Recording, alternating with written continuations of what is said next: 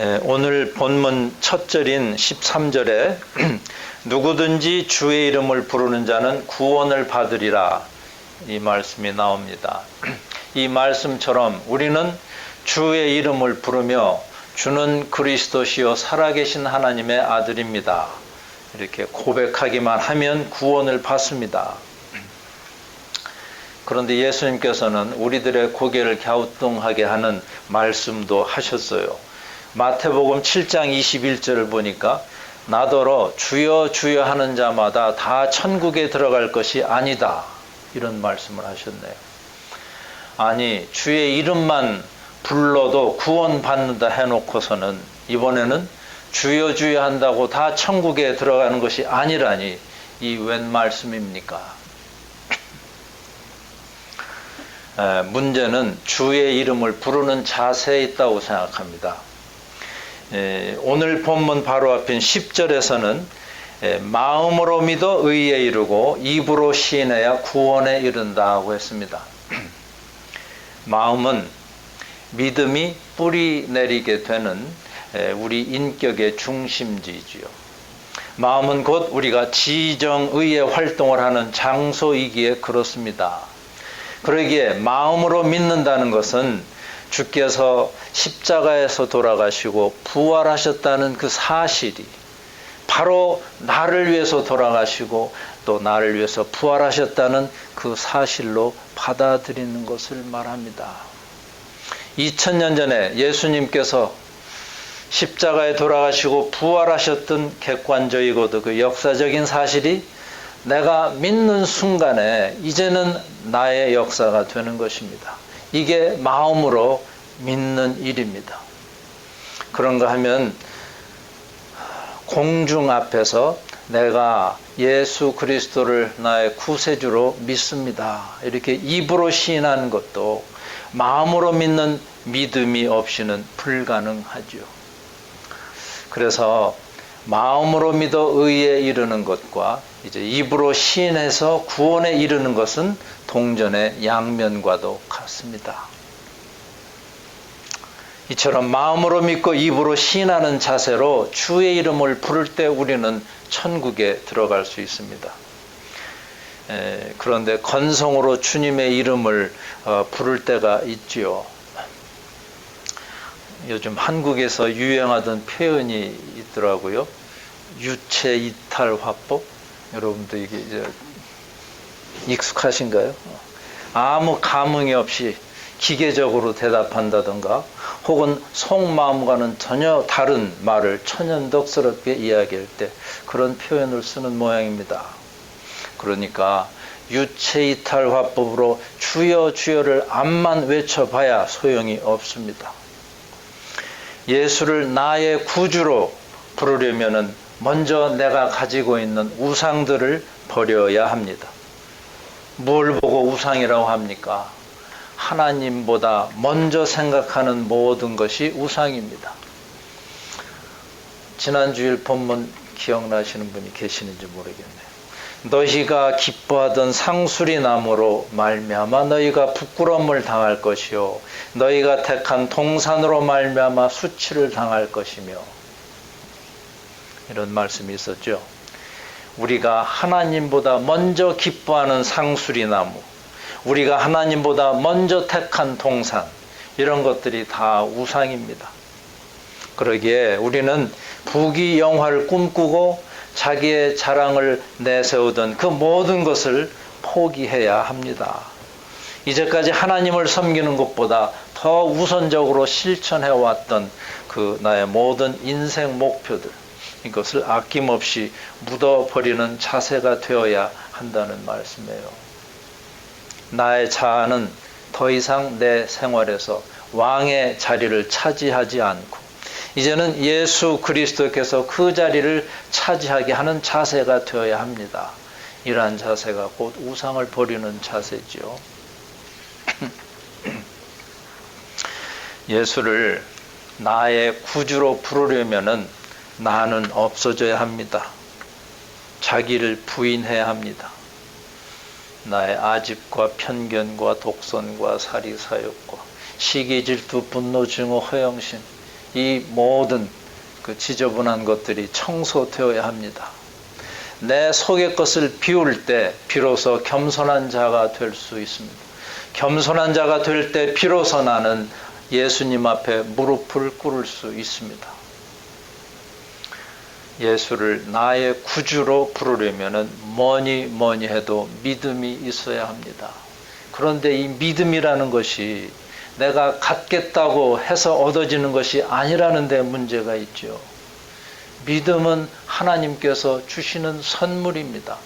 그러기에 마음으로 믿어 의에 이른다고 했지만 하나님께서 믿게끔 허락해 주셔야 마음으로 믿을 수가 있는 것 아닙니까? 앞에서도 내가 예수를 구주로 부르려면은 나의 우상을 버려야 하고 나를 부인해야 된다고 말씀드렸습니다마는 이 모든 것도 하나님께서 믿음을 주셔야 가능한 것들입니다. 그런데 하나님께서 우리에게 믿음을 주시는 통로가 있다고 했습니다. 그게 무엇인가 하면 17절을 다시 한번 읽어보겠습니다. 그러므로 믿음은 들음에서 나며 들음은 그리스도의 말씀으로 말미암았느니라. 믿음의 근원이 어디에 있는가 하면 듣는 데 있다고 합니다. 무엇을요? 그리스도의 말씀을, 즉 복음을 듣는데 믿음의 근원이 있습니다. 복음이 곧 하나님께서 우리에게 믿음을 주시는데 발판이 되는 것입니다. 믿음의 근본, 즉 복음이 들려져야 하는데 그러기 위해서는 이 복음을 전할 전도자가 필요합니다. 자기 가족에게, 친구에게, 이웃에게, 또 난 모르는 외국인에게도 그리스도의 말씀을 들려주어야 할 사람이 필요합니다. 하나님께서는 여러분을 왜 구원해 주셨다고 생각하십니까? 하나님께서 우리에게 거저 은혜를 끼쳐주신 까닭은 그 받은 은혜를 이웃에게도 거저 나누어 주라고 그리 하신 것입니다. 그러므로 전도를 하지 않는 것은 그리스도인의 커다란 직무 태만이 아닐 수 없습니다. 우리는 모두가 전도자가 되어야 합니다. 좋은 소식을 전하는 자들이 되어야 합니다. 그런데 말입니다. 왜 복음이 좋은 소식입니까? 죽을 수밖에 없는 나를 대신해서 죽은 분이 계심을 말하는 소식이어서 그렇습니다. 이 소식은 거짓 인생들에게서 나은 것이 아니고 홀로 참되신 하나님에게서 온 것입니다. 그뿐 아니라 이 기쁜 소식은 나를 위해서 대신 죽으셨던 분이 다시 살아나셨다는 소식이기도 합니다. 이 소식을 받은 나는 이제부터 새 하늘과 새 땅을 누릴 수 있는 새 생명을 받은 자입니다. 누구든지 예수 그리스도를 믿게 된 자는 그래서 말할 수 없는 기쁨을 가지게 되지요. 성전 미문 앞에 앉은 뱅이가 고침을 받고 한 행동이 어땠습니까? 뛰어서서 걸으며 그들과 함께 성전으로 들어가면서 걷기도 하고 뛰기도 하며 하나님을 찬송했다 했습니다. 고침받은 몸이 기뻐했고 예수 그리스도를 만난 영혼이 찬송했습니다. 우리는 이 좋은 소식을 가지고 달리는 전령꾼이 되어야 합니다. 기뻐 뛰어가는 전도자가 되어야 합니다. 오늘 본문에서 사도 바울은 앞에서처럼 여전히 이스라엘의 잘못을 지적하고 있는 중인데, 이 이스라엘의 불신앙은 복음을 몰라서가 아니요, 복음을 듣고도 불순종했기 때문이라는 것입니다. 18절을 보실까요? 그러나 내가 말하노니 그들이 듣지 아니하였느냐? 그렇지 아니하니 그 소리가 온 땅에 퍼졌고 그 말씀이 땅 끝까지 이르렀도다 하였느니라. 믿음은 들음에서 나는 것이기에 하나님께서는 이스라엘에게 그 숱한 선지자를 보내셨습니다. 그러나 그 선지자를 통한 그 하나님의 말씀, 그 말씀을 그들이 듣지 않음으로써 믿음에 이르지 못했다는 것입니다. 따라서 하나님의 구원이 이스라엘을 떠나서 이방인에게로 넘어간 것은 그 책임이 이스라엘에 있는 것이지 하나님의 언약이 변경된 것은 아니라는 것이죠. 이스라엘은 하나님이 계심을 선포하기는 했지만 그 하나님의 말씀에 복종하지 못했습니다. 율법에 대한 왜곡, 그 다음에 구원에 대한 잘못된 믿음, 이러한 것들이 민족주의적인 배타심만 갖게 되었습니다. 하나님께서는 자기네가 잘나서 선택해 주셨다는 그런 거지요. 근데 여러분, 우리가 어디 잘나서 구원받았습니까? 잘나서 구원받은 게 아니라 오히려 못나서 구원받았다는 말이 더 사실적입니다. 왜냐하면 교만한 자를 하나님께서는 싫어하시기 때문이고 미련한 것들을 택하사 지혜 있는 자들을 부끄럽게 하려 하시는 하나님이시기 때문입니다. 왜 하나님께서는 이런 방법을 쓰시는 걸까요? 세상에서는 잘나고 똑똑한 사람, 일을 효율적으로 하기 때문에, 잘하기 때문에 그런 사람들을 쓰기를 원하죠. 한술 더 떠서 잘나고 똑똑하게만 해서도 안 되는 모양인데, 삼성그룹의 창업자인 고 이병철 회장은 신입사원을 뽑을 적에 자신이 직접 면접관이 돼서 관상을 본답니다. 그래서 자기의 관상에 합격하지 못한 사람은 제 아무리 그 입사시험, 필기시험이 우수하다 해도 뽑지를 않았다는 그런 이야기를 들었습니다. 자, 세상에선 잘나고 똑똑하고 또 관상도 좋아야 택함을 받습니다. 그런데 하나님께서는 어찌하시려고 미련하고 천한 자들만 들어 쓰시려는지 잘 모르겠어요. 영 걱정이 됩니다만, 그런데 하나님은 태평스럽습니다. 왜 그럴까요? 고린도전서 1장 29절에 보시면 이는 아무 육체도 하나님 앞에서 자랑하지 못하게 하려 하심이라. 아무 육체도, 그 어떤 인간도 하나님 앞에서 그 지혜와 힘을 자랑할 수 없음을 아시기 때문이지요.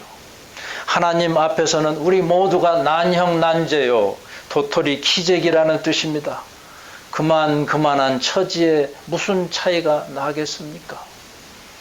그러니 제가 잘났다고 뻐기는 자보다는 좀 모자라도 겸손한 자가 쓰시기에 더 편하지 않겠습니까?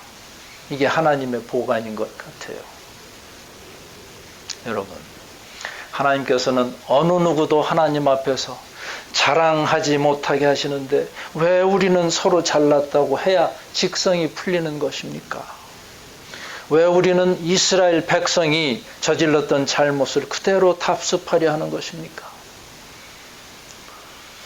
우리가 교회 생활을 하면서도 나를 드러내고 싶은 생각이 들거든 얼른 이스라엘 백성들이 저질렀던 잘못을 상기해 보십시다. 여러분, 그 생물의 특성이 무엇이라고 생각하세요? 여러 가지 답이 나오겠지만 개체 변이가 있다는 것이 생물의 큰 특성입니다. 각자가 조금씩 다르다는 점이 생물이에요. 생물의 특성. 자식이 부모를 닮는다고 하는데 가만히 보면 제각기 다르죠. 심지어는 일란성 쌍둥이도 다릅니다. 그거 아세요? 적어도 그 부모는, 그 어머니는 분별한다고 그러더라고요. 저는 속았었는데 옛날에. 자, 기계로 찍어낸 공산품은 이렇게 변이가 심하지 않습니다. 그러기에 사실은 같은 일을 해도 이 사람과 저 사람의 차이가 난다는 것은 생물학적으로는 너무나 당연한 일입니다. 그러나 믿음의 세계에서는 부디 생물학적 특성을 드러내려고 하지 마시길 바랍니다. 왜냐하면 하나님 앞에서는 뛰어봤자 벼룩이고 제 아무리 날고 긴다고 해도 하나님 눈에는 별 차이가 나지 않기 때문입니다. 이러한 사실을 모르고 스스로 빼어났다고 오해하였기에 유대인들은 복음을 거부하고 구원에 이르지 못했습니다. 이 유대인의 거부는 결국 구약의 예언이 성취되었음을 뜻합니다. 그 19절을 보실까요? 그 후반부 인용문인데요. 내가 백성 아닌 자로서 너희를 시기하게 하며 미련한 백성으로서 너희를 노엽게 하리라. 신명기 32장 21절의 인용입니다마는 이스라엘이 우상을 경배함으로 하나님을 노엽게 하고 시기하게 한 것처럼 하나님도 이방인을 부르셔서 이제 이방인을 통해서 이스라엘이 이제 시기하게 하신다는 그런 얘기죠. 여기에 벌써 복음이 이스라엘의 울타리를 넘어서 이방인에게로 다다를 것이 예언되고 있지 않습니까? 또 다음 절 20절에는 또 이사야서 65장 1절 말씀이 자유롭게 인용되었는데 또 비슷한 의미가 있습니다. 자, 본문 20절을 다시 읽어보면 내가 나를 찾지 않은 자들에게 찾은 바 되고 내게 묻지 아니한 자들에게 나타났노라. 하나님의 백성이라는 자부심을 갖고 살던 유대인들은 거부를 당하고 구원 밖에 있던 이방인들이 오히려 하나님을 만나게 될 것이라는 예언의 말씀인데 그 예언이 성취되었던 얘기입니다. 인간 구원에 관한 모든 계시가 그리스도를 통하여 이루어졌다는 그 사실은 유대인이 아닌 이방인이 먼저 인정하게 되었습니다. 그러나 하나님의 자비는 끊어지지 않고 계속되어서 이스라엘이 돌아오기를 기다리십니다. 21절을 다시 읽어보겠습니다. 이스라엘에 대하여 이르되 순종하지 아니하고 거슬러 말하는 백성에게 내가 종일 내 손을 벌렸노라 하였느니라. 유대인들은 그들을 구원하기를 간절히 원하시는 하나님의 심정을 전혀 이해하지 못했음을 지적하는 말씀입니다.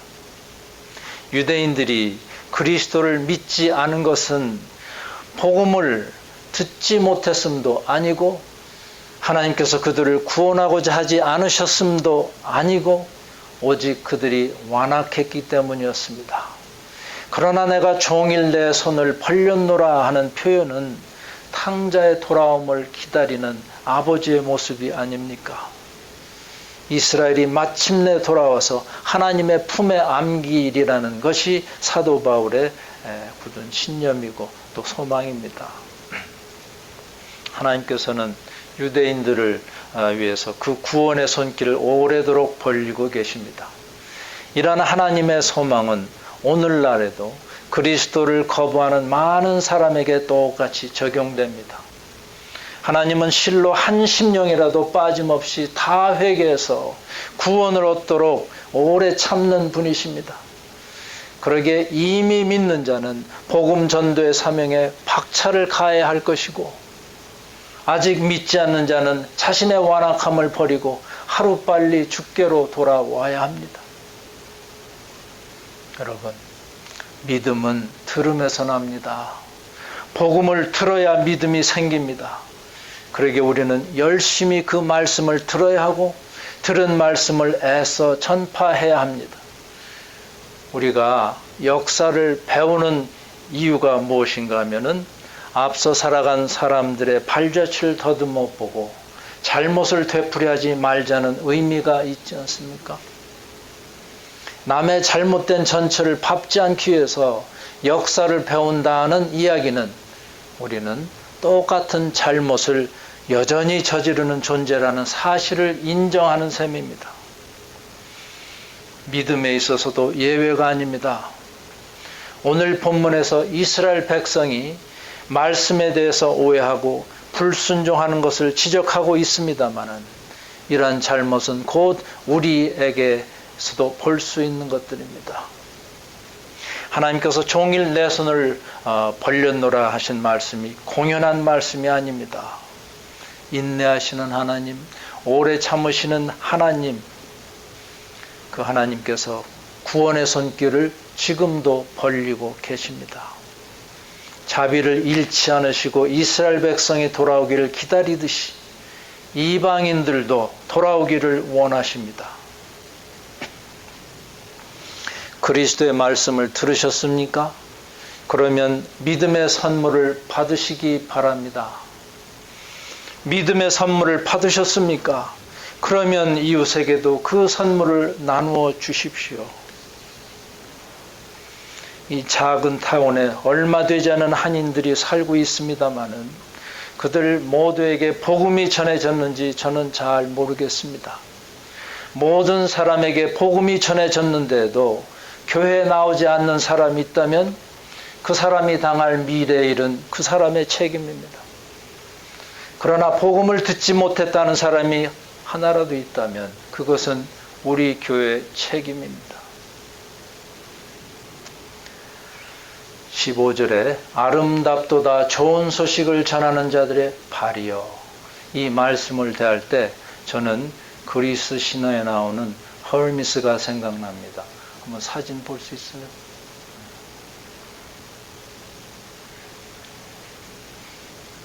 안 돼?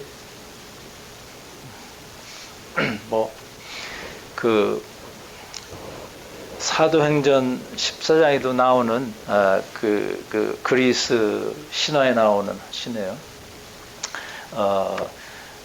그 루스드라 사람들이 그 바나바와 바울에게 별명을 지었죠. 바나바는 제우스라 하고 바울은 그 중에 말하는 자이므로 헤르메스라 하더라. 이 헤르메스요. 이게 그 옹변의 신이기도 하죠. 말을 잘했나 봐요.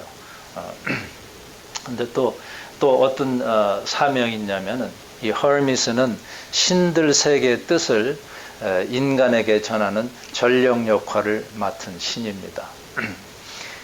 혹시 그 동상 보신 분이 있는지 모르는데 이 헐밋의 동상을 보면요, 그 모자에도 날개가 달렸고 발에도 날개가 달렸습니다.